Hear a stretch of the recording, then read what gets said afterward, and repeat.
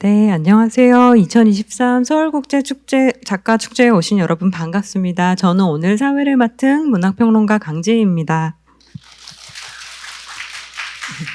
네, 서울국제 작가축제는 언어와 문학이 우리의 세계를 어떻게 형성하는지 그리고 그 한계를 어떻게 초월하는지 탐구하는 공간입니다.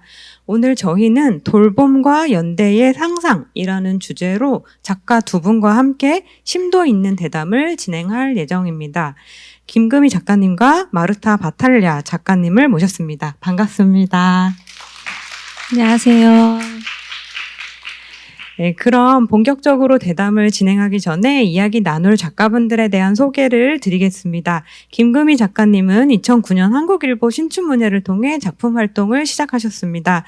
소설집 너무 한낮의 연애, 장편소설 경애의 마음, 복자에게, 산문집 사랑밖에 모든 말들 등을 집필하셨으며 신동엽 문학상, 젊은 작가상 대상, 김승옥 문학상 대상 등을 수상하셨습니다. 관객들께 인사 부탁드립니다. 네, 여러분 안녕하세요. 소설 쓰는 김금입니다. 오늘 오늘 이렇게 날씨도 좋은 날 한강 근처에서 여러분들과 이야기할 수 있고 또 마르타 작가와 함께 좋은 문학 이야기 할 수 있는 기회가 온 것이 좋습니다. 여러분 반갑습니다. 네, 다음으로는 미국에서 여기까지 오셔서 자리를 빛내주신 마르타 바탈랴 작가님입니다. 마르타 바탈랴 작가님은 고국 브라질에서 기자로 활동하며 출판사를 설립한 바가 있으시고요. 1950년대 리우에서 펼쳐지는 두 자매의 꿈과 욕망을 담은 데뷔작 보이지 않는 삶으로 자부티 문학상과 상파울루상 최종 후보에 오르셨고요. 해당 작품은 전 세계 18개 지역에서 출간되었을 뿐 아니라 영화로 제작되어 칸 영화제 주목할 만한 시선상을 수상하기도 했습니다. 관객들께 인사 부탁드립니다. Hello, it's an honor for me to be here in Korea. It's a lovely place. I've never been before. And my only regret is not to know Korean because I've been meeting so many interesting people and I would love to know more about and to be able to talk. But it's an honor. Thank you.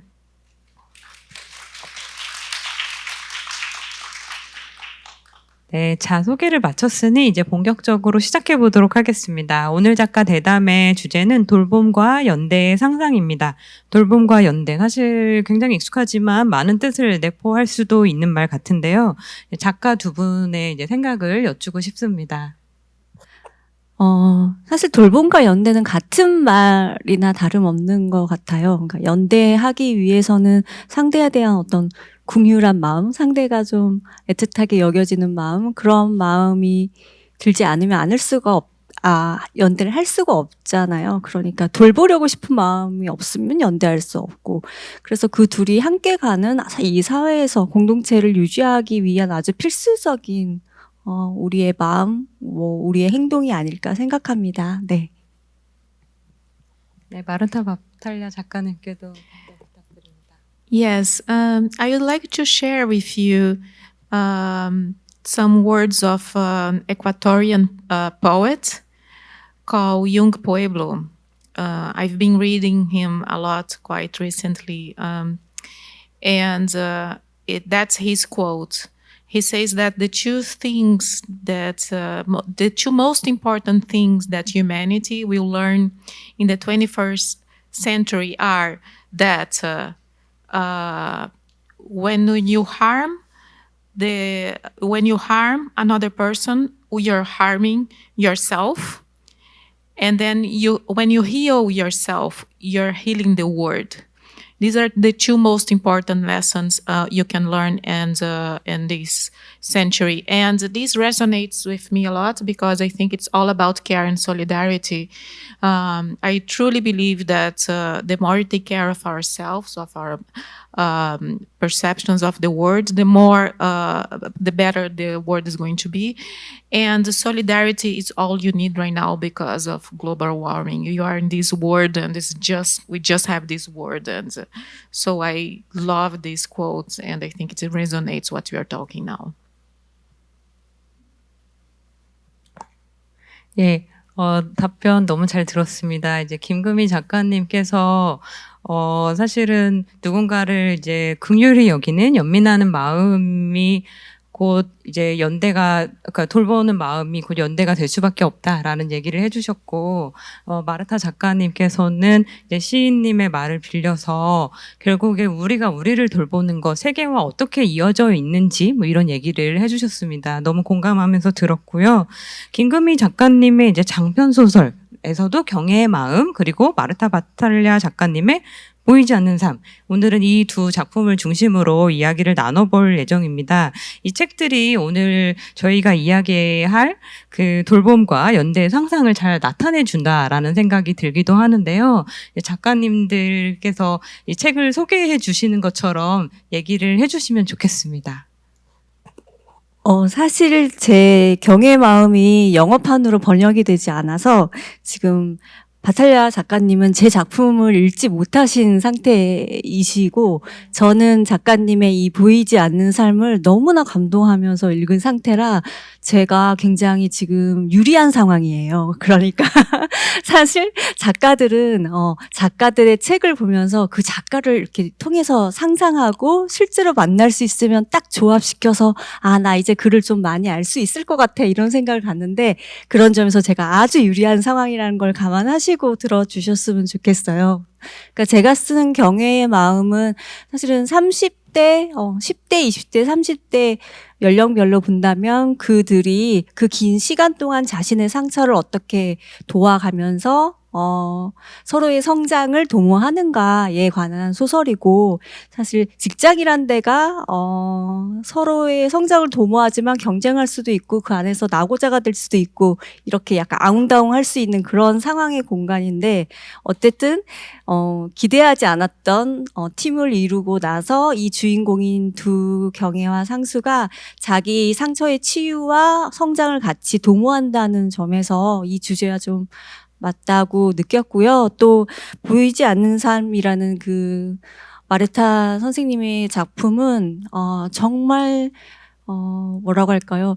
1940년대에서 1960년대에 이르는 20년간의 어떤 그 마을에서 일어나는 여성들 각각의 성장에 대해서 다루고 있는데 그 안에서 돌봄이라는 키워드가 굉장히 중요하게 작용을 합니다. 저는 사실 경애의 마음에서 가난의 문제를 깊이 들어가지 않았지만 제가 보기에는 이 마르타 작가님의 소설에서의 돌봄은 아주 절박해요. 그러니까 가난이라는 문제를 이렇게 뭐랄까요? 굉장히 크게 물고 있거든요.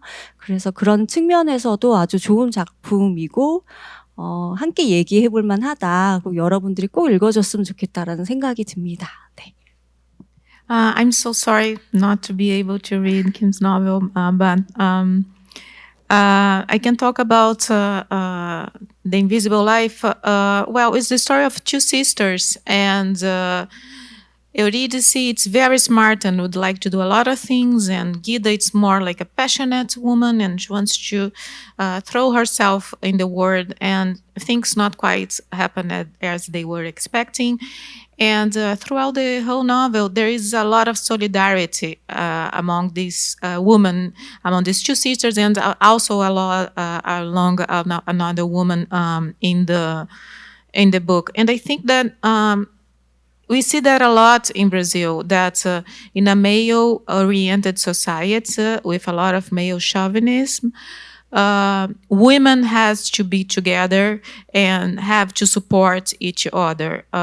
In the United States, we even have a terms for that now. It's sisterhood. That's what they say in the United States. And it's that I try to show that through the lives of Eurydice and Gida in my book, The Sisters. And women are very used to care and solidarity. I mean, if you think about motherhood, like how hard it is to raise a kid, and sometimes the woman do most of the work, and then she has to count with the mom or if the neighbor or if a friend. That's very common in the woman world. 네, 그 좋은 소설들이 그렇듯 이 두 작품에는 이제 부조리한 세계 앞에서 맞서는 이들이 나오고 있습니다. 이제 그 과정 속에서 이제 연대가 이루어지는데요. 경애의 마음에서는 99년 인천 인현동 화재 참사로 상처 입은 경애와 상수가 나오고요. 보이지 않는 삶에서는 가부장적 사회에서 고통받은 자매의 이야기가 나옵니다. 이들의 고통과 저항을 그려낼 때 이제 가장 중요하게 생각하셨던 장면은 무엇인지 들어볼 수 있을까요? 이번에는 마르타 작가님부터 얘기해 주시겠어요? Yes. So Eurydice, she's always trying a new project, right? She tries she wants to be a professional cook, and she was not able to do it because her husband really wants her to be a housewife. You're talking about Rio in the 60s and 50s, right? And after that, she decided that she was going to be a seamstress, and again, the husband says no. So and then she ended up writing, because writing is something that she could do in her free time, and it would be safe. The husband wouldn't, be bothered by that. So I think that it's interesting because again, today we have names like sisterhoods, and you have names like gaslighting. That's another American term. I think it was created in the United States. But these things happened for a long time, and it didn't have a name. So I think it's good that it has a name now. And during my book, you can say that the husband was gaslighting Eurydice, and she always tries to do things on the side to try to find some joy in life.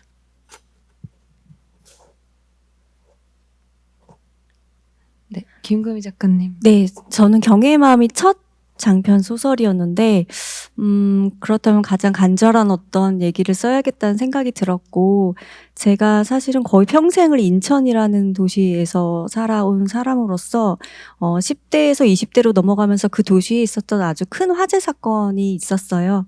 모르시는 분들을 위해서 말씀을 드리면, 축제가 끝나고, 사실 고등학생들에게는 음주가 허락되지 않지만 한국에서는 축제가 끝나고 나서 아이들이 이제 술집에 몰려가서 술을 마셨고, 그런데 그때 화재가 일어났습니다. 일어나서 다들 도망쳐야 되는데 그 상황에서 사장이 술값을 받기 위해서 문을 걸어 잠갔고, 그래서 56명의 아이들이 거기에서 사망한 사건이 있었습니다. 저는 세상이 그렇게 만만치 않다라고 10대 때 생각했지만, 제가 20살이 돼서 딱 그 사건을 맞닥뜨렸을 때 세상의 간악한 욕심이 상상을 초월한다라고 느꼈고, 제가 언젠가 힘이 있을 때 그 사건에 대해서 기록하고 싶다라고 생각했습니다. 그리고 첫 장편을 쓸 수 있는 기회가 왔을 때 당연히 그 주제를 다루되, 사실 제가 그 사건의 희생자 당사자가 아니었기 때문에 저는 그 도시의 목격자이었던 것이죠.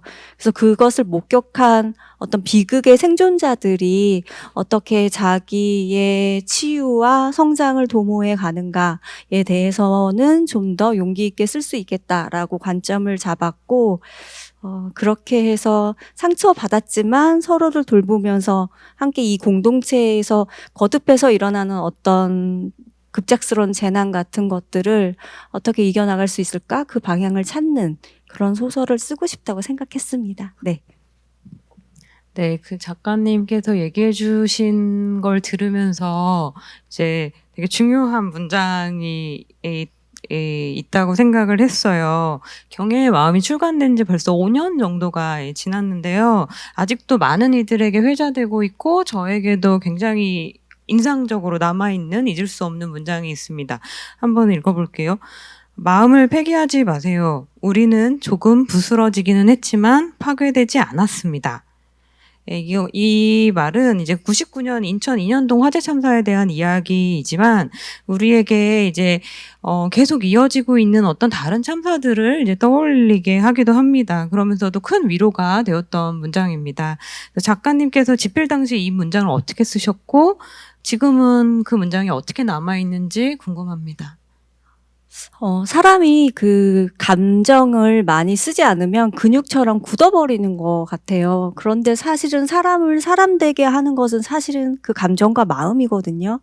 그래서 우리가 사람답게 살고 싶으면 너무 괴롭지만 감정들을 많이 느껴야 돼요. 막 화도 났다가 막 치를 떨었다가 슬퍼했다가 외로워했다가 웃었다가 하는 이 감정의 물결들을 타지 않는 한 우리는 인간으로서 존재하지 않는다고 생각합니다. 근데 사실 저도 어떤 힘든 상황일 때 차라리 내가 느끼지 못했으면 좋겠다. 마음이 그냥 불이 꺼지듯이 암전됐으면 좋겠다라는 생각을 하기도 하는데 그럴 때마다 사실은 그 문을 닫는 것보다 문을 조금 더 열어놓는 것이 인간에 가까운 행위라는 생각을 하려고 노력을 해요. 그런 마음으로 썼던 것 같고 그 후로 5년 동안 문을 닫아버리고 싶은 분노가 일어날 때도 많았지만 여전히 그래도 느낄 수 있는 인간으로 살기를 선택하면서 살고 있는 것 같아요. 아마 이 자리에 오신 분들도 그러지 않을까? 그래서 책을 좋아하시지 않을까라는 생각이 듭니다. 네. 네, 끝내 문을 닫지 않는 마음, 이거에 대해서 이제 공감을 할 수밖에 없는 것 같습니다. 이번에는 이제 마르타 바탈랴 작가님께 질문을 드려보려고 하는데요. 이 작품은 이제 굉장히 정교하고 섬세한 구성을 가지고 있습니다. 특히 보이지 않는 삶이라는 작품은 아까 이야기 나왔던 것처럼 1940년부터 60년대에 이르는 브라질 사회의 다양한 문제를 가로지르고 있기도 한데요. 이 책을 어떤 계기나 영감을 가지고 쓰게 되셨는지 여쭤보고 싶습니다. I think it was ordinary lives, just ordinary lives, and the lives of my grandparents. I think that literature has the power of making you look reality with special lenses. Sometimes when you tell an ordinary story and you transform that in fiction, you can make some themes or some subjects bigger, and that is an eye open to the reader. And I think that what I try to do in this novel, that's a novel that say how little rights and expectations a woman could have in that moment in Brazil. What I try to do with this novel is to show that it's not okay, but it was normalized. And literature has this power of just telling about recreate ordinary lives and show that it's not okay. I mean, you can, what I do in this novel is to show that male chauvinist is not okay. And but it was normalized, and I try to do that with humor. We are going to talk about where you are. I think in your last question. 이 보이지 않는 삶에 대해서 이어서 더 조금 질문을 드려보려고 하는데요. 이 주인공이라고 할 수 있는 에우리지 씨는 이제 삶의 공허함을 극복하기 위해서 아까 이제 작가님이 설명해 주신 것처럼 뭐 처음엔 요리 책을 작성해 보기도 하고 재봉에 몰두하기도 하고 이제 나중에 이제 글쓰기에 이르게 됩니다.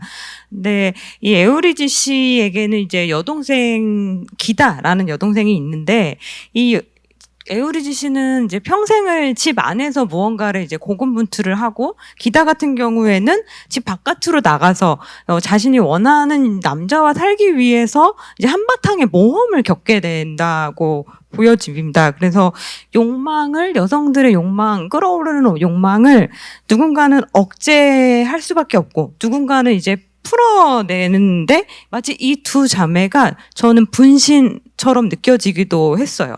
함께 갈 수밖에 없는 어떤 존재들처럼 느껴졌고 이게 전 세계 어디에서나 여성들이 겪을 법한 보편적인 이야기를 담고 있다라는 생각도 들었습니다.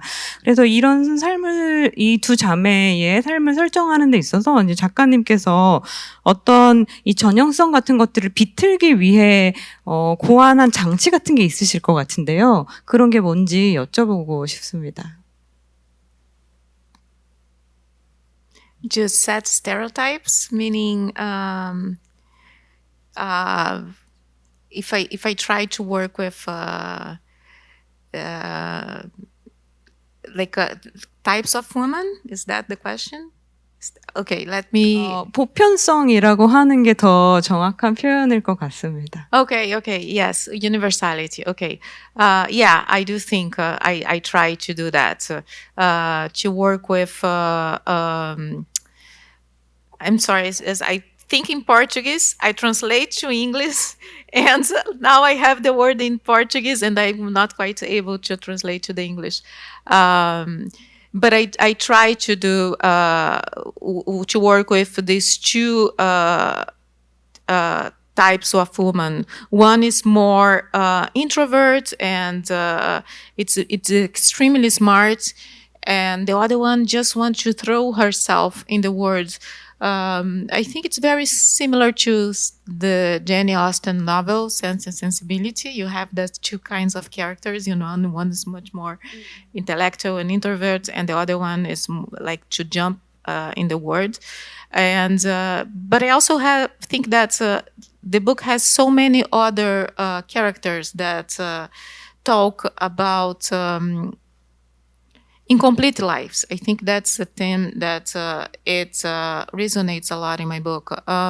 Not just the woman, but also with men. Because I think that when you talk about women's rights, and we are also talk about there's a lot of things that men are missing because they don't spend so much time with their kids. They don't look at their feelings. They just think that they have to be in that role. And I try to show that in my book too. The entire book, I use humor all the time, but the entire book, it's all about characters that are not quite happy with their lives. And I think that if you had a balance between men and women, this would be happier. People would be happier. 네, 여기 나오는 사실은 다양한 조연들에 대해서 계속 얘기를 나누고 싶은 마음이 있습니다. 말씀해 주신 것처럼 조연들이 굉장히 많은데 버려지는 인물이 하나도 없다는 게 이 소설의 굉장한 매력이기도 합니다. 일단은 이번에는 김금희 작가님께 질문을 드려보려고 하는데요. 이 경애의 마음에서는 화재 사건의 생존자인 경애와 그 사건으로 인해 친구를 잃은 상수가 서로의 마음을 이해하는 과정이 나오고, 이 독자로서는 두 사람이 서로를 돌보고 연대하는 가운데 조용히 치유되어가는 걸 느낄 수가 있는데요. 베트남이 이제 중요한 공간적 배경 중에 하나로 등장하기도 하고요. 그리고 언니는 죄가 없다라는 어떤 홈페이지도 이제 끌어와서 중요하게 활용을 하고 계시기도 합니다. 그래서 왜 이런 설정을 하셨는지 들어보고 싶습니다. 하나는 이제 이 경애와 상수가 다니는 회사가 미싱 회사잖아요. 그런데 미싱 재봉업이라는 것은 한국 사회가 내전 후에 성장하기 위해서 가장 중요했던 산업 중에 하나입니다.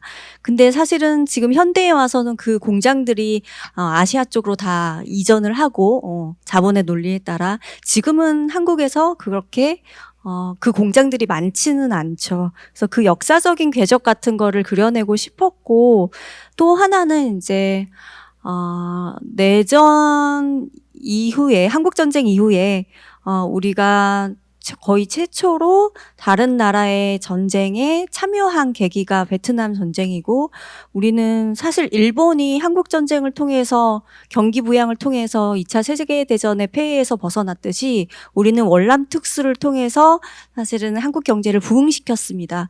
그렇게 도미노처럼 연쇄되는 누군가의 고통과 피해 속에서 어떤 세력은 또 거기에서 경제 성장을 이루는 이런 연쇄작용에 대해서도 좀 다루고 싶은 마음이 있었어요. 그래서 미싱 산업을 선택했고, 그 산업의 이동이 어떤 세계대전 이후에 세계사의 어떤 중요한 면을 보여주고 있다고 생각해서 설정을 했습니다. 그리고 또 개인적인 이유로는 저희 집안에도 그런 식으로 월남을 갔다 오신 분이나 아니면 그런 섬유업에 종사하시는 친척들이 있었기 때문에 좀 더 정보를 수월하게 얻을 수가 있었어요. 그리고 언니는 죄가 없다. 그거를 설정하던 그 얘기를 쓰던 2017년에는 제가 SNS 중독자이기도 했고, 그리고 지금보다는, 뭐랄까요. 지금은 X라고 이렇게 바꿔버렸잖아요. 네, 머스크가 사서 X가 되어버린, 날아버린 파랑새가 돼버렸는데, 그때만 해도 서로의 생각을 나누고 공유하는 데 있어서, 이거만한 것이 없다라고 저는 좀 생각을 했던 것 같아요. 근데 그 이후로 사실 약간, 뭔가 연옥 비슷하게 변하면서 결국에는 X로 바뀌고 말았는데요. 네. 그래서 어떤 그게 새로운 연대를 만들어낼 수 있는 온라인 공간이라고 생각했기 때문에 거기서 만난 사람들이 현실에서 만나서 또 다른 팀을 이루어서 연대를 향해 간다. 이렇게 설정했던 것 같아요. 네. 순진했던 시절이었던 것 같습니다. 네. 근데 뭐 순진했던 시절이라고 말씀해 주셨지만 사실 저는 지금도 그렇게 모르는 사람들끼리 연결되고 뭔가 새로운 공동체가 만들어지고 움직임이 만들어지고 가장 놀라운 가능성을 가지고 있는 곳이 이제 그런 온라인 공간이 된 것 같다고 생각이 되기는 합니다. 그리고 경애의 마음과 관련해서는 아무래도 이제 참사에 대해서 좀 포커스가 맞춰서 그동안 얘기가 많이 됐는데요. 작가님이 얘기해 주신 것처럼 베트남 전쟁과 연결해서 그리고 또 한국의 산업화가 어떤 배경을 깔고 있는지와 관련해서 굉장히 긴밀하게 짚어내고 있는 중요한 배경을 가진 소설이라고도 생각이 듭니다. 그래서 사실은 우리는 일제와의 관계 속에서 일본과의 관계 속에서 우리가 이제 피해자라는 의식을 가지고 살아가고 있지만 실은 어떤 또 다른 나라와의 관계에서는 우리가 이제 가해자일 수도 있고 그런 이야기를 할 수 있는 좀 몇 안 되는 굉장히 좋은 장편 소설이라고 생각을 하고 있습니다. 이 소설과 연결해서 이제 공상수라는 인물에 대해서 조금 더 여쭤보려고 하는데요. 네. 그 웃음을 자아내지만 어딘가 슬프게 느껴지기도 하는 네. 이제 우프다 이렇게 말할 수 있는 인물입니다. 이런 인물이 작가님의 소설 세계 안에 어떤 계보를 이루고 있는 것 같기도 해요. 그래서 공상수라는 인물을 만들면서 이제 뭐 아까 직업과 관련해서는 또 얘기를 해주시기도 했지만 좀 염두에 두신 바가 있다면 어떤 것들일까요? 한국 사회가 모두에게 너무 많은 것을 원하는 사회이지만, 남성들에게는 또 군대 문제가 있는 것 같아요. 그래서 공상수라는 인물이 가지고 있는 독특한 캐릭터가 절대적으로 받아들여지지 않는 공간이 군대라고 생각을 했고 어떤 조직 체계라고 생각을 했던 것 같아요. 그래서 그 공간 안에서 적응하지 못할 경우에 한국 사회에서 그런 인간을 얼마나 이렇게 다듬으려고 하는지, 뾰족 튀어나온 부분을 영 못 빠져서 그걸 어떻게 손질하려고 하는지에 대해서 생각하다 보면 거기에 적응할 수 없는, 적응하기를 거부하는 많은 캐릭터들이 생각나고 그런 식으로 공상수라는 캐릭터를 만들었던 것 같아요. 네. 네, 이번에는 보이지 않는 삶과 관련해서 질문을 드려보려고 해요. 마지막 결말에 가면 에우리디시가 이제 글을 쓰게 되거든요. 근데, 이게 어딘가에 게재된다거나 출간된다거나 이런 뭐 영향력을 많이 미치게 되는 그런 대단한 무언가가 아니라, 계속 글을 쓰는 어떤 탁탁탁탁탁탁 하는 소리로 이제 소설이 마무리가 됩니다. 그런데 이 마지막 결말이, 뭔가 또렷한 것은 아닌데 정적이면서도 굉장히 역동적이라고 느껴졌어요. 뭔가 지지 않는 결말이라는 게 있다면 이런 것이겠구나 이런 생각을 하게 됐는데요. 그래서 이 계속 쓴다라는 그 의미, 그 마지막 결말을 왜 그렇게 쓰시게 됐는지 궁금했습니다. Yeah, I will. I just would like, before to explain something about Brazil, I don't think that the end of the book is a happy ending in terms that I was not able to make Eurydice happy in the end because I think that it would be a fake, it should be a lie because I think that situation in women is getting better, but it's not getting better at all. I mean, we completely, depending on your social level and, where you live in Brazil, it's really hard. It's still really hard. So I couldn't give a happy to read. So I made her writing. First, she tried to cook, and she was not able to fulfill herself. And then she started to be a seamstress, and she was not able either. And then she started writing. She tried to publish, and of course, she was not able either. But then she writes, and the end is that this open end that she keeps writing, and we don't know what's going to happen. And the end of the book is not happy. And I would like to tell you something about Brazilian culture. We usually people perceive us as a very happy country, right? And the book, it's a book full of humor. And what I think it's interesting that, it resonates with what you're talking about have to be said in that moment when you're writing the book about the fire, and the big fire and all these things. I think that Brazil will do the opposite. For us to cope with our problems, we laugh at them. And it seems to the rest of the world that you are a very happy country, but I think that's the strategy of coping with reality. So you're always laughing. I'm going to give an example. Rio de Janeiro, the city where I was born, we had the most slaves that was received in all America came to Rio. So it's a deeply sad place. You have all those slaves, and half of them we are talking about millions, and half of them would arrive already dead. And Rio is also the city that has the most popular carnival in the world.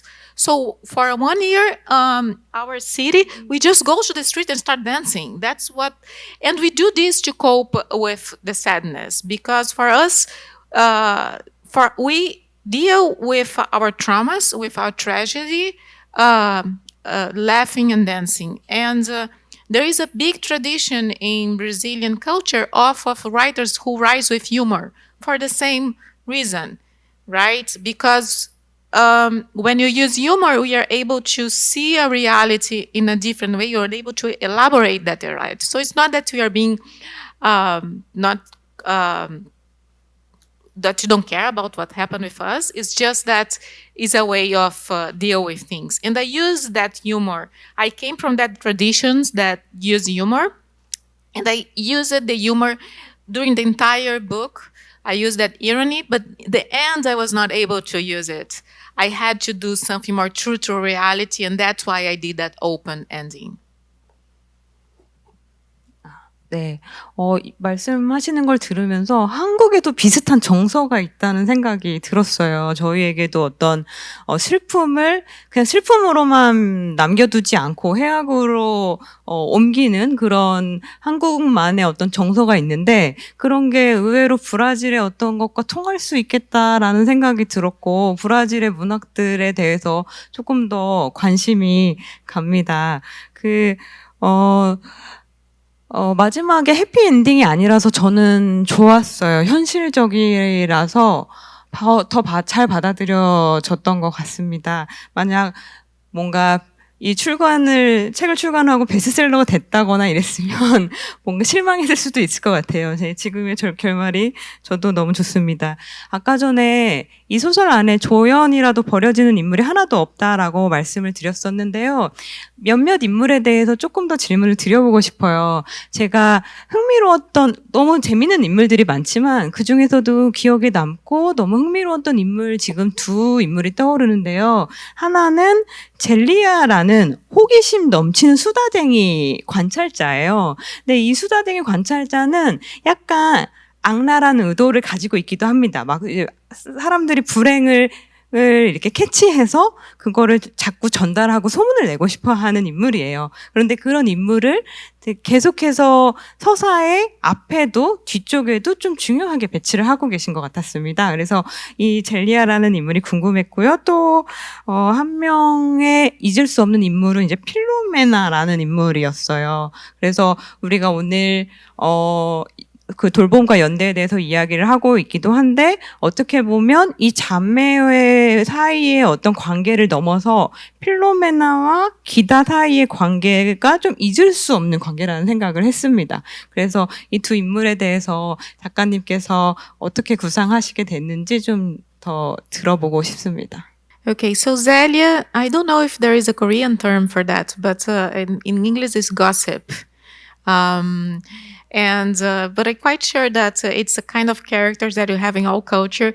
Is that person that she knows everybody that happens in the neighborhood, and she's always telling, what's going on to one another, and that's Zelia. And in the book, she's the neighbor who's always gossiping, and I try to make.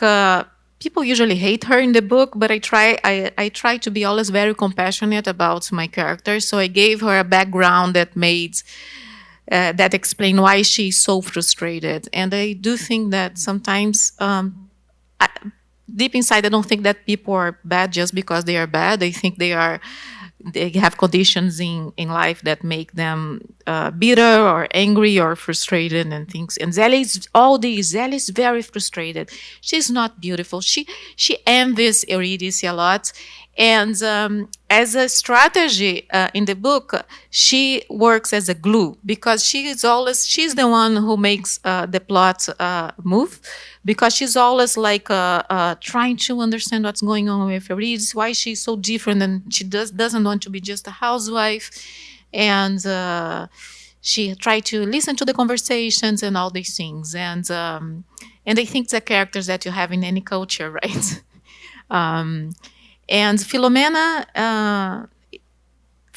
is a prostitute because Gida, I'm going to give some spoilers, but okay. Gida is Gida got pregnant and she's abandoned by the husband, and that's in the 50s in Brazil. It's like your life is just over, and she go to live with a prostitute, with a former prostitute, and there's a lot of solidarity there. That's what they say, that there's a lot of solidarity with among women. And Philomena is the one who takes care of Gida and of the kids, and later Gida takes care of Philomena and does whatever it's necessary for her to, because she got cancer. And it's a moment of the book that there's no fun at all. It's very moving, and I couldn't quite use humor in that moment. And there is a lot of Filomenas in Brazil, and I think in the world, right? These women that are in the bottom of society, but they help each other a lot. 네, 그 필로메나는 이제 말씀해 주신 것처럼 몸을 파는 여성이었던 것으로 나오는데, 그런 여성이지만 이제 아이를 너무너무 잘 돌보는, 그리고 그 주변에 있으면 그 누구라도 이상한 편안함을 느끼게 되는, 뭔가 안식처 같은 느낌을 주는 그런 여성이기도 합니다. 그래서 우리가 여성에 대해서 제일 거칠게 분류를 할 때 이제 뭐 성녀, 그리고 악녀 이런 식으로 나누기도 하잖아요. 근데 이 모성과 몸을 파는 여성이라는 어떻게 보면 극단적일 수 있는 이 이미지가 한 사람 안에 이렇게 녹아 들어가 있다라는 것이 저에게 너무 좋았고, 정말 생생한 이미지로 캐릭터가 다가와서 이 소설 안에서 개인적으로는 좀 제일 애착하게 된 그런 캐릭터이기도 합니다. 오늘의 주제로 이제 다시 좀 돌아가서요, 돌봄과 연대의 상상과 관련해서 질문을 더 드리려고 하는데, 사실 지금은 이제 혐오가 만연하고 좀 돌봄과 연대가 어려운 시대라는 생각이 듭니다. 작가님들께는 그럼에도 불구하고 요즘 실생활에서 돌보고 계신 것이 있는지요? 그리고 아니면 이제 돌봄과 연대를 느낀 최근의 어떤 경험들에 대해서 말씀해 주셔도 좋겠습니다. 최근에 제가 어떤 훈련을 받으러 갔어요. 바다에서 배가 자초됐을 때 어떻게 살아서 나올 수 있느냐, 바다에서.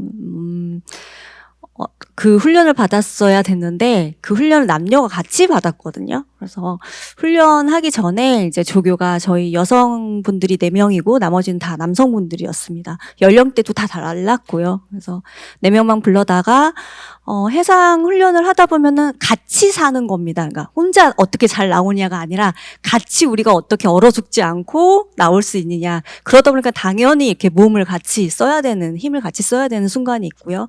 그래서 만약에 불편하다면 여성 4명만 팀을 짜서 하고 아니면 같이 괜찮다고 한다면 같이 훈련을 하겠다라고 했는데 그 4명 중에 그 훈련을 이제 3번 받아보신 분이 계셨어요. 그래서 그분이 3번 받았지만 뭐 특별히 불쾌한 일이 없었다라고 하셨고 저희도 괜찮다, 같이 하겠다라고 해서 같이 했습니다. 그래서 훈련을 했는데 처음에는 약간 쭈뼛거리고 다 모르는 사람들이니까 그랬는데 나중에는 그런 훈련을 합니다. 그러니까 서로가 서로의 발을 앞 사람의 겨드랑이에 끼는 거예요. 물속에 들어가서. 네, 저희는 수심 5m에 떠 있고 물론 구명조끼를 하고 있지만 서로의 발을 꽉 잡아줘야 조류에 떠내려가지 않습니다. 그래서 조교들이 인공 파도를 만들기 시작했고 우리는 서로의 이제 발을 겨드랑이에 자기 넣어서 이거를 놓치면 안 된다. 놓치면 저도 죽고 그 사람도 죽는 것이죠. 그래서 나중에 훈련이 끝날 때쯤 되니까 제가 막 소리를 지르면서 발바닥 놓치겠어요 이러면서 이제 제가 뒤에 있는 남성분한테 발을 좀 더 내 몸에 밀착시켜라. 나랑 떨어지지 말아라. 그렇게 외치고 있더라고요. 그래서 생각을 해봤는데 우리가 이 사회에서 연대할 수 있는 대상은 고를 수가 없습니다. 사실 쇼핑하듯이 고를 수 없는 것이고 나의 어떤 톤 앤 매너를 위해서 이렇게 자랑할 수 있는 사람만 어떻게 골라서 배지처럼 달 수가 없어요. 왜냐하면 연대라는 것은 굉장히 절박한 것입니다. 우리가 살아남아야 된다는 절박한 상황에서 힘을 합치는 것이 연대이기 때문에 사실 그렇게 고상하지도 않고 그렇게 근사하지도 않은 행위예요. 그런데 지금의 한국 사회에서는 그 연대가 선택할 수 있고 고를 수 있고 우리가 편먹어도 되고 하는 것으로 잘못 받아들여지고 있는 지점이 있지는 않은가? 우리가 연대의 절박감이 생존이라는 것에 대해서 약간 잊은 채로 살고 있지는 않은가라는 생각이 들어서 되도록 다른 사람의 사실 발이라는 것이 그렇게 선호할 만한 사람의 부위는 아님에도 불구하고 나의 겨드랑이에 껴서 놓치지 않아야 되는 어떤 인공풀 위에서 우리가 같이 어떤 훈련을 받는다는 기분으로 그렇게 절박하게 타인들을 대하는 태도가 필요하지 않을까를 최근에 좀 느꼈어요. 네. 얘기해 주신 이미지가 굉장히 오래 기억이 날 것 같아요. 그래서 누군가의 발을 끼운다라는 거? 근데 내가 떠내려가지 않기 위해선 그래야만 하고 그 대상을 내가 늘 원하는 사람으로 고를 수 없다라는 거? 그거 너무 중요한 얘기인 것 같습니다. 우리가 연대를 원하는 사람과만 원하는 방식으로 할 수 없다라는 이야기, 지금 너무 필요했던 이야기 아닌가라고 생각이 듭니다. 마르타 작가님께도 같은 질문 답 들어보고 싶습니다. Well, I'm an immigrant, right? Because I'm from Brazil and I live in the United States. And of course, I went to the United States in a very comfortable situation. I went to do a master at NYU and work in the market and the publishing markets there. And I feel that I'm a privileged. And my husband is Puerto Rican and his family is from Cuba. But he has a different story. He came from, everybody who came from Cuba to the United States is a refugee, right? So you have to leave everything you have behind in Cuba to start a new life in the United States. And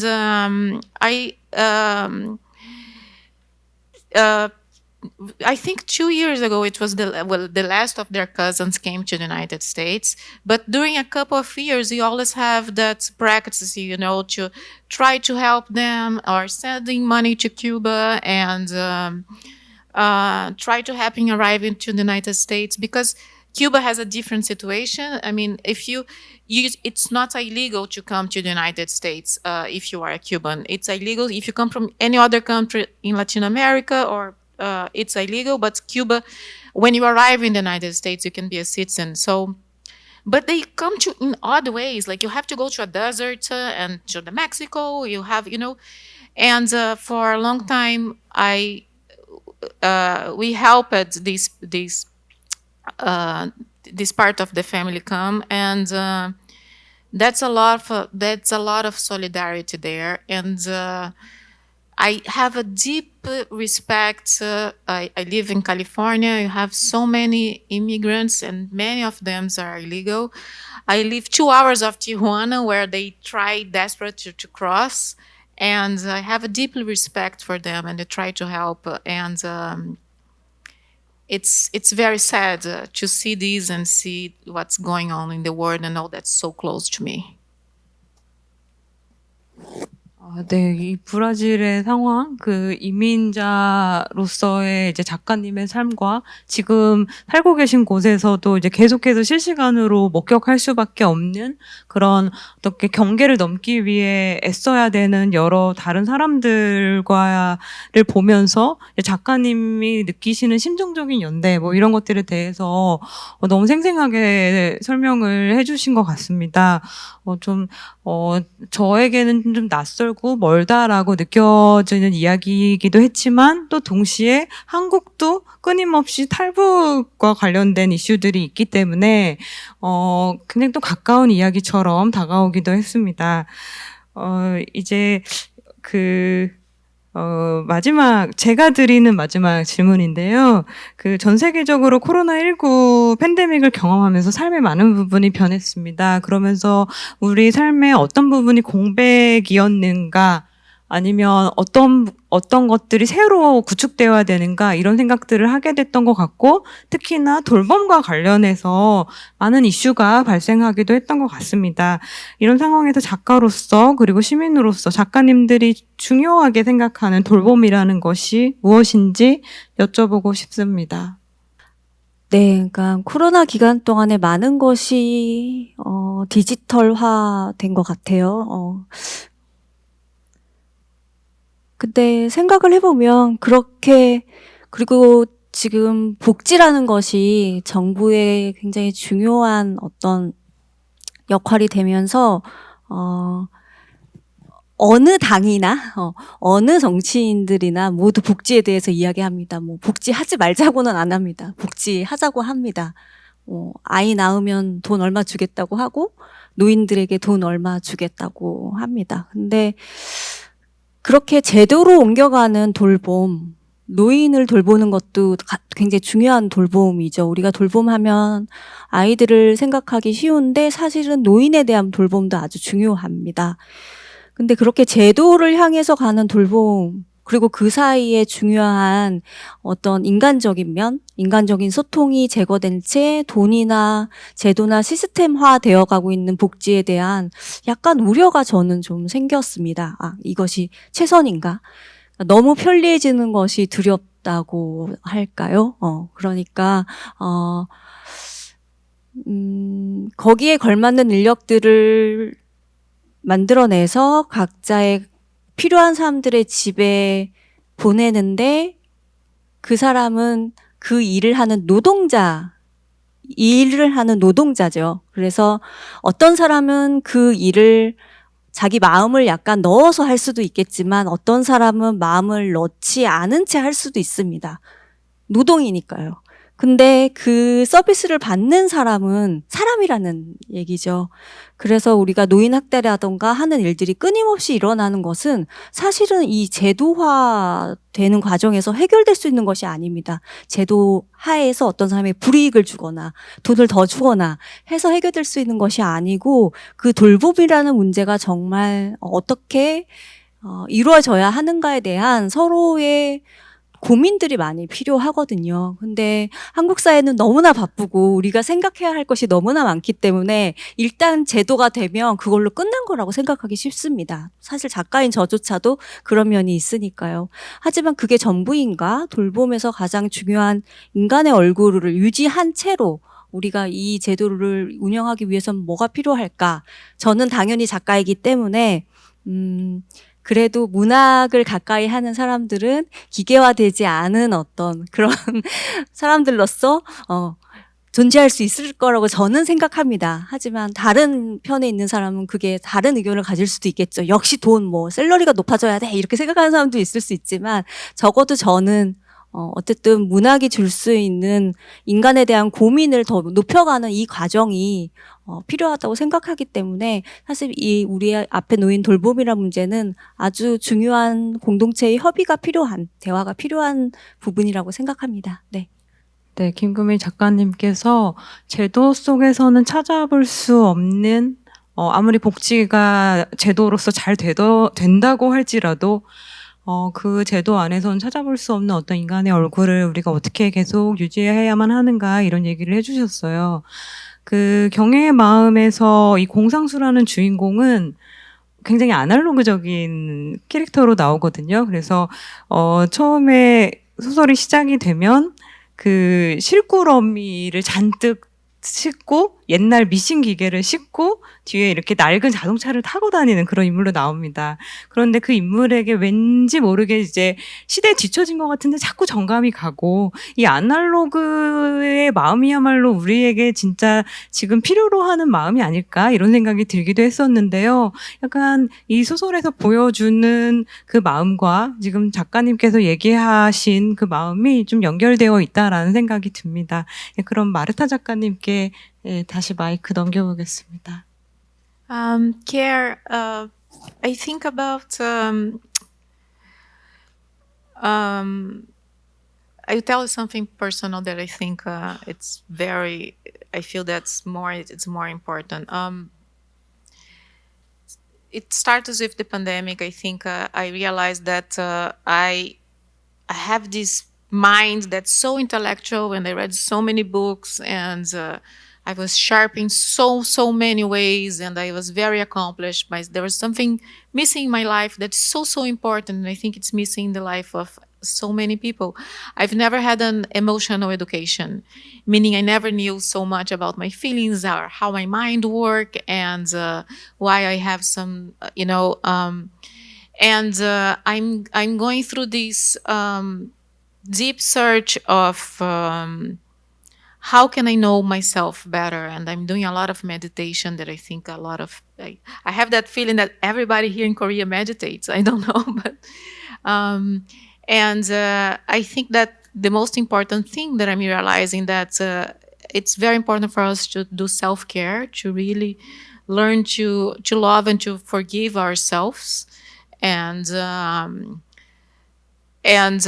to know how our mind really works. It's different than the intellectual parts of my brain, So I think that when I think about care, I think mostly about how important it is for me to learn to care about myself and to know my feelings, and how important it is for any human being, and how underrated it has been for all of us. 네, 아까 전에 마르타 작가님께서 이 무대를 시작할 때 우리가 세상에 해를 입히는 게 사실은 나에게 해를 입히는 게 결국 세계와 나이가 어떤 식으로 연결이 되어 있는가? 이제 해를 입히면 그게 결국 나에게 돌아오고, 돌보게 되면 그거 역시도 나에게 돌아온다, 이런 얘기를 해주셨는데, 아까 그 이야기가 이제 다시 떠오르는 이야기였던 것 같습니다. 사실은 돌봄이라고 하면 뭔가 내가 누군가를 돌봐야 돼라고 어떻게 보면 시혜적으로 생각하게 될 때도 있는데, 자기 돌봄이야말로 정말 어려운 일이라고 생각하고, 자기를 정말 잘 들여다보고 알고 무언가가 부족한지, 그리고 계속해서 사유를 해 나갈 때 세계에 대해서도 제대로 사유하고 세계 역시 돌볼 수 있게 되는 것 같습니다. 저는 사실은 작가님들께 원하는 만큼 질문을 드린 것 같은데요. 작가님들께서도 서로에게 궁금하신 점이 있을 것 같습니다. 그래서 너무 저만 질문을 드린 것 같아서 뭔가 작가님들께서도 궁금하신 점을 하나씩 이제 서로에게 물어보면 어떨까 하는 생각이 드는데요. 김금희 작가님은 또 책을 읽으셨으니까 또 하고 싶은 질문이 있으실 것 같아요. 정말 재밌습니다, 여러분. 정말 강추. 정말 왜냐면 어느 캐릭터 하나하나 살아있지 않은 캐릭터가 없어서 저는 깜짝 놀랐습니다. 그래서 강추드리고요. 제가 드리고 싶은 질문은 에우리디시 주인공이 너무 스포를 많이 한 것 같아서 여러분 이 행사가 끝나고 이 행사를 잊어버릴 때쯤 되면은 이제 읽으시면 더 좋을 것 같은데 에우리디시가 나중에 여러 과정을 거쳐서 끝에 소설가의 눈, 작가의 눈을 갖게 되는 걸 묘사하는 부분이 있어요. 그래서 작가의 눈이 한 개인의 가십 정도로 인생을 보는 눈을 넘어서 그 이면을 보는 눈을 반짝이면서 가지게 되는 그 순간이 저는 약간 제가 작가이기 때문에 더 뭔가 신기하고 감동적으로 느껴졌는데 마르타 작가님에게도 그런 순간이 있었을 것 같아요. 그래서 인생의 어느 순간에 그렇게 꿰뚫어보는 이런 시선을 가지게 되셨는지 궁금합니다. Yeah, I think that we all have, right? And that's why I'm so frustrated that I couldn't really have a deep conversation with you, because I think that we writers have that eye, right? And it's a different eye. I mean, I have my way of looking, and you have a completely different way. And it's all fascinating, right? And yeah, she got her eye. And the most interesting thing is that in the case of Eurydice, she didn't have to have like, and in the case of a lot of writers, you don't have to have an extraordinary life to have this eye. You just have to look at the words in your way of looking it, and that's good enough. I do think that writers have. It's not just an eye. It's like you have antennas, and you feel something that you have to write. I think it does not go through the rational, right? And there are many theories about that. And one of the theories that an idea is not really yours, right? It comes and go, but you need to be open for that. And I think that's what the eye you're talking about. And that was so fascinating to talk with writers, and that's why I'm so frustrating, because I'm frustrated to not be able to talk with you more. Yeah. 정말 동의를 하는 게 오늘 아침에 사실은 제가 8시 20분쯤에 잠에서 깨어나서 비몽사몽 거실에 누워있는데 바깥에서 들어본 적 없는 굉장히 큰 소음이 나서 제가 소리를 지르면서 창가로 가보니 저희 집 뒤에가 공원인데 공원이고 그 도로가 있거든요. 근데 버스가 공원 안으로 들어와 있었어요. 교통사고가 난 것이죠. 그래서 제가 되게 좋아하는 버들나무가 있는데 그 버드나무가 받치진 않았어요. 받치기 직전까지 그 버스가 이렇게 밀려온 사고가 났어요. 근데 승객분들이 스스로 내리는 걸로 봐서는 아주 크게 다치지는 않았지만 그 소음은 굉장히 컸고 근데 그 일이 일어나고 나서 제가 계속 그 광경을 봤습니다. 그러니까 사고가 어떻게 수습이 되는지, 누가 와서 언제 출입금지 테이프를 하는지 그 과정을 다 보고 있으니까 저희 이제 같이 사는 집사람 저희 남편이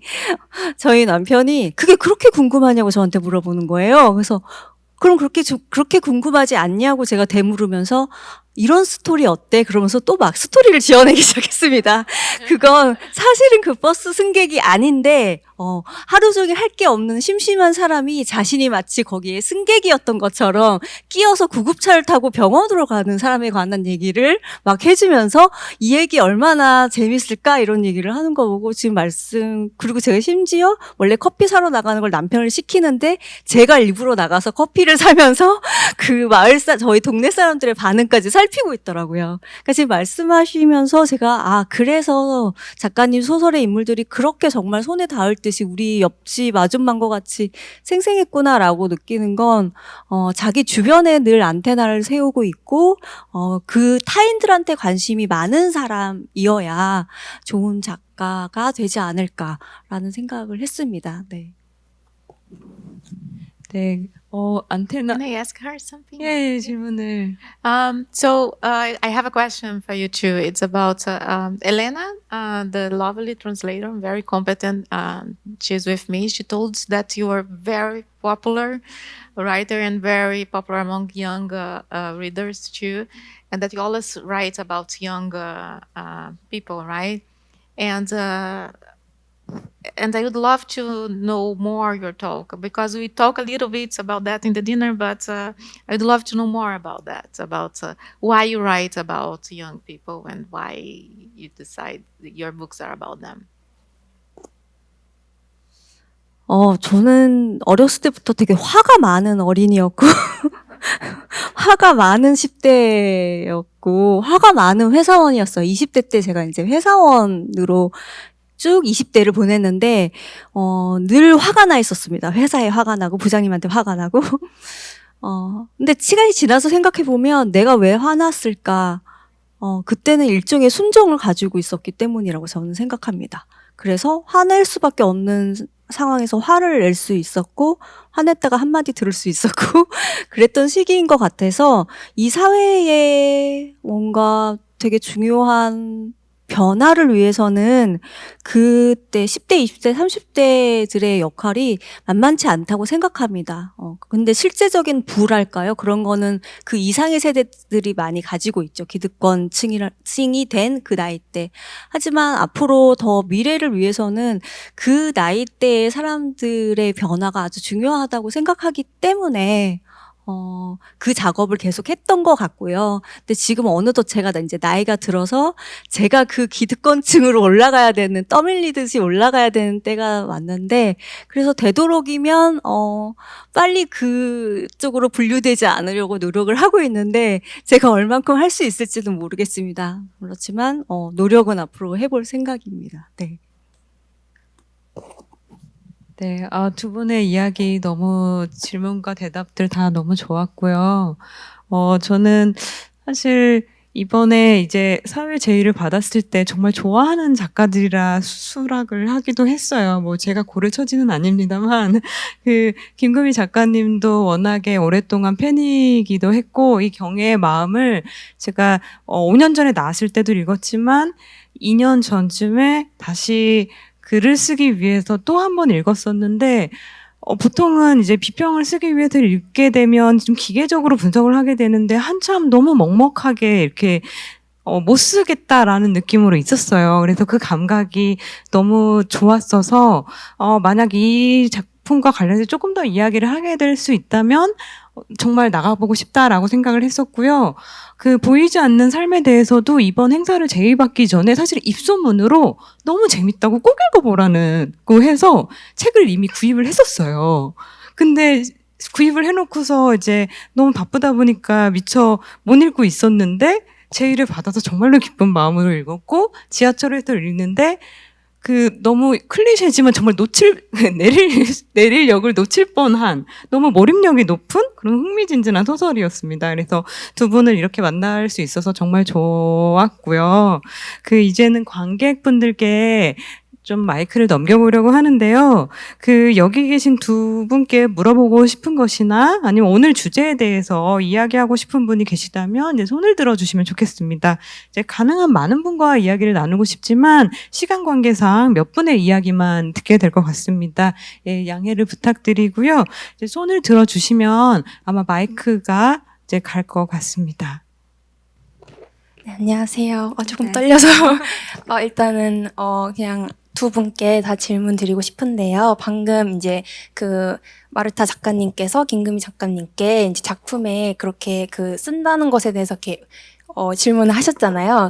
그거보다 조금 더 포괄적으로 제가 계속 여쭤보고 싶었던 게, 작가님들께 이제 글을 계속해서 이렇게 쓰신다는 건 물론 이제 작가가 되기 위해서 쓰셨던 것도 있지만, 지금 저희 주제처럼 돌봄과 연대가 필요한 세상에 어떻게 보면 혐오와 차별도 만연한데, 그런 사회 속에서 사회를 작가의 시선으로 바라보고 또 꾸준히 그럼에도 불구하고 글을 그냥 쓴다. 그 창작의 행위가 어떤 의미이고 또 어떠한 또 다른 꿈과 목표가 있으신지 좀 생각이 궁금합니다. 네, 감사합니다.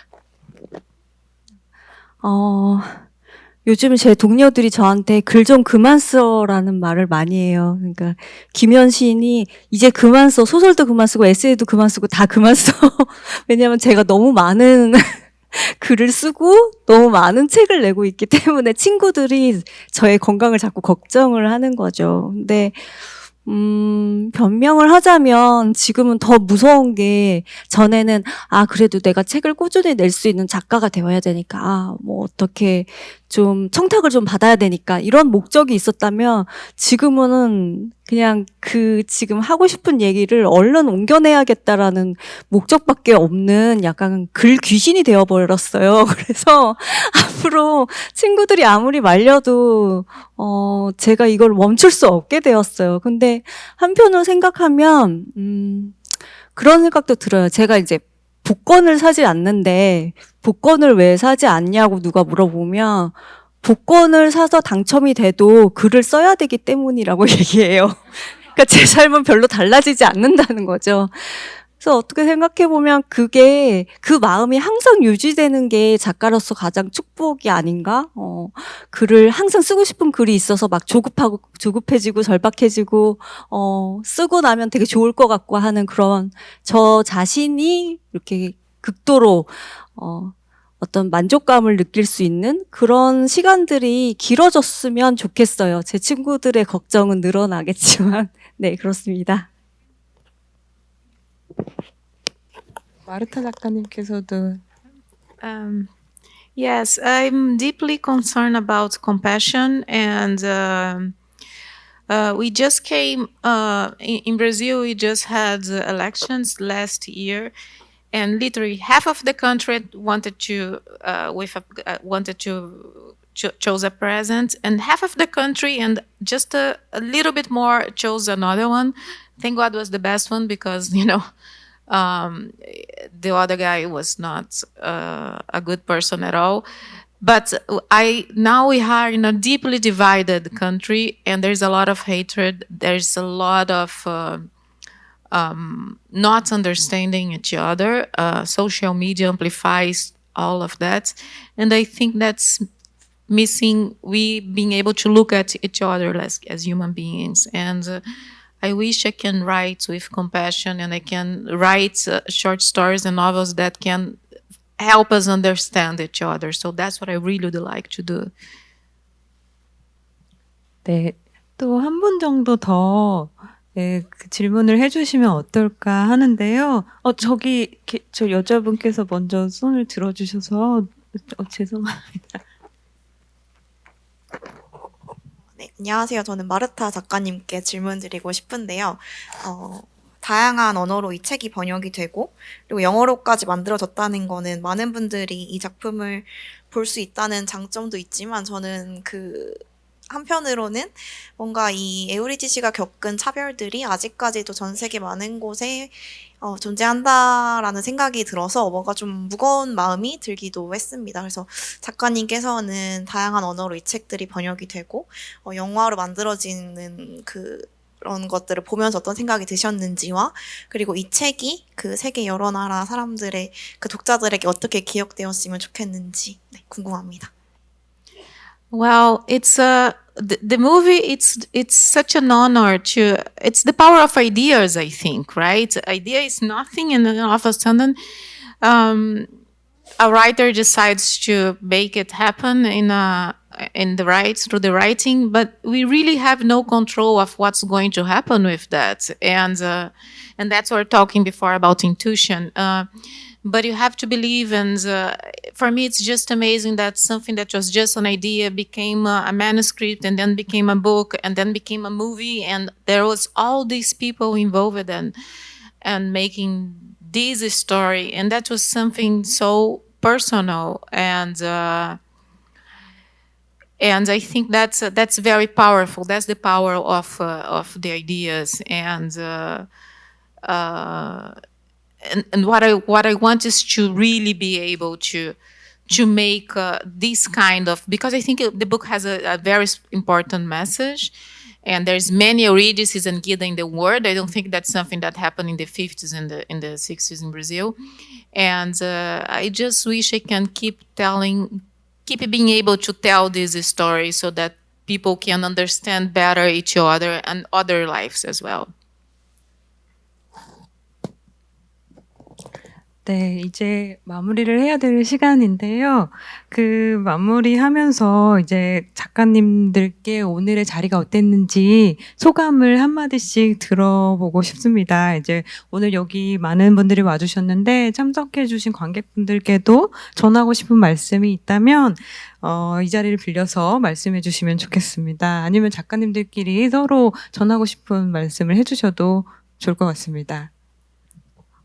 사실 어제 제가 행사가 하나 있었는데 객석에서 온 질문 중에 나를 가치 있는 존재로 느낄게 해주는 한마디를 해주세요라고 이제 갑작스럽게 저한테 이제 질문이 와서 근데 그 순간 제가 생각한 되게 문장이 오늘 나는 아무도 죽이지 않았다였어요.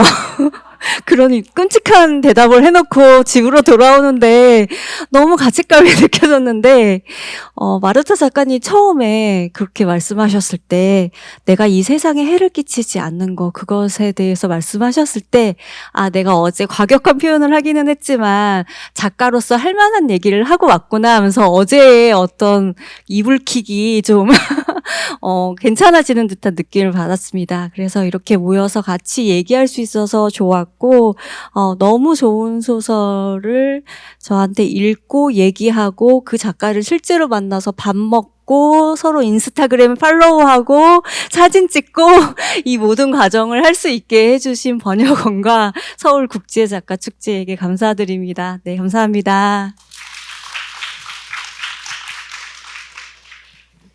I'm sorry I was not able to read A Wish. I was listening the other day a podcast with Arnold Wilson, and it's an actor in the United States, and he was saying that you have some people that you miss them in life, and you want them to be your friends, but you don't have the time, you don't have the the really opportunity to invest in a friendship. And I felt that with you. I said, "Oh my God, I would like that. So interesting. I wish you could talk more." I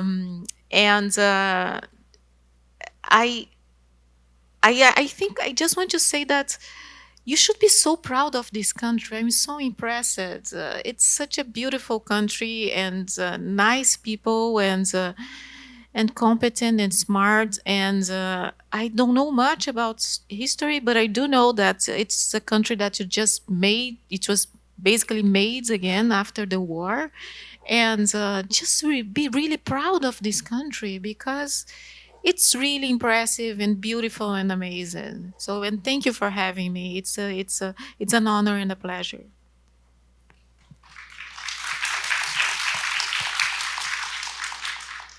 네, 오늘 저희는 돌봄과 연대의 상상이라는 주제를 통해서 인간이 지닌 연약함과 문학이 그리는 돌봄의 마음에 대해서 깊이 있게 이야기 나누어 보았습니다.